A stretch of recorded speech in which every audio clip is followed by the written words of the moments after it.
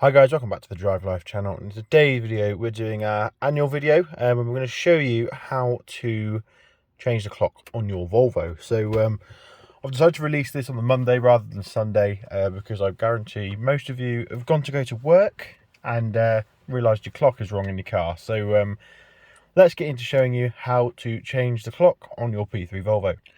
First thing you want to do, if your display has gone off like mine has, just get your key, shove it in the ignition, press the start stop button once to get the clock displayed. Now this is probably one of the simplest clocks to change in any car I've ever owned.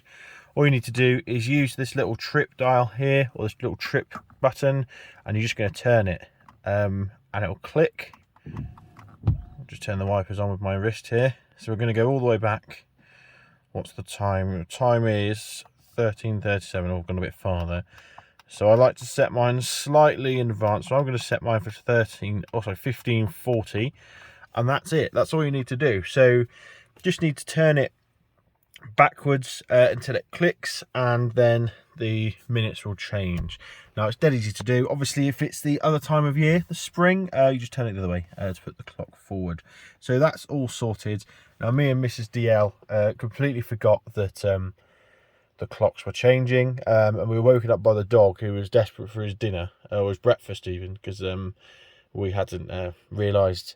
So yeah, we're thinking, what's he getting us up at 6:30 for? But actually, in his world, it was 7:30. We normally get up at 7 for him. So yeah, that's how you change your clock on your P3 Volvo. Now let's talk P3 Volvo replacements, or the replacement for this S80. I've had quite a few messages from you guys about why I haven't tracked down a replacement car for this. To be honest, I've been exceptionally busy with work. The industry that I work in is heavily involved with COP26, which is happening next week. Well, it's actually starting today in Glasgow. I was meant to be going up there, but fortunately I'm not going to be going up, which is nice because I didn't really fancy it, to be honest. So I'll be rather busy up in Glasgow at this time. Yeah, I've been exceptionally busy with that, and also my head's been slightly turned as to what car I should get to replace this. I recently went in a XC90, not one of the new ones, sort of the original XC90s, I think it's a P2 generation XC90, and I was a massive fan of that. Just the way it drove, how comfortable it was, the size of it, etc. Being up high as well. Obviously we've got the Jeep, which is next door here. It was just nice, and it had quite a bit of kit on, and I also liked the split tailgate and the boot. Lots of different things that I liked, and I've always liked big trucks and big vehicles. So I've also opened my search up slightly to those as well. Now, I was looking at quite a specific XC70, which is not the easiest to find. I wanted a 205 brake horsepower D5, sort of pre-sensor system car, which is, I think there's about 12 on Auto Trader in budget, and yeah, you're very limited. Whereas for XC90s, obviously the running costs are slightly higher, but there's much more choice locally as well, because where I seem to be in Herefordshire, there is no sort of X or P3 XC70s for sale. It's just ridiculous, or Volvos for sale in general, really.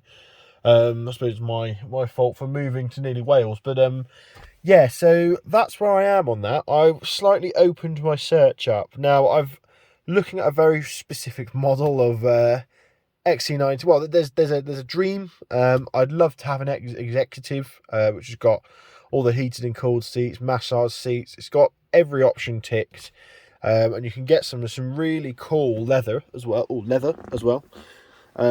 Which is it's the famous one off of the V70R cars, which is like a cherry, not cherry, but it's like a saddle tan leather, which looks really nice in those cars. So that's something I'm considering as well. or perhaps just an SE Lux Geartronic, something like that, as long as it's a D5. Now, I'm well aware that the running costs are going to be significantly higher than this car, so if an XC70 comes along, then I will be happy to look at that as well.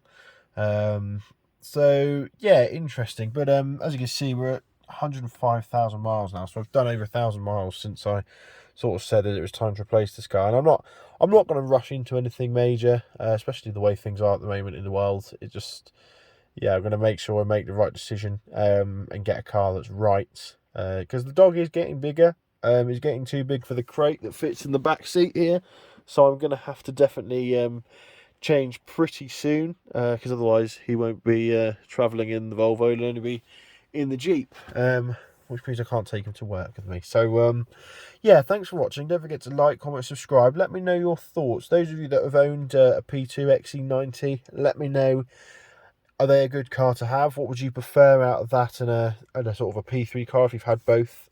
Or just let me know how your general reliability's been. I know you've got to look out for niver mats.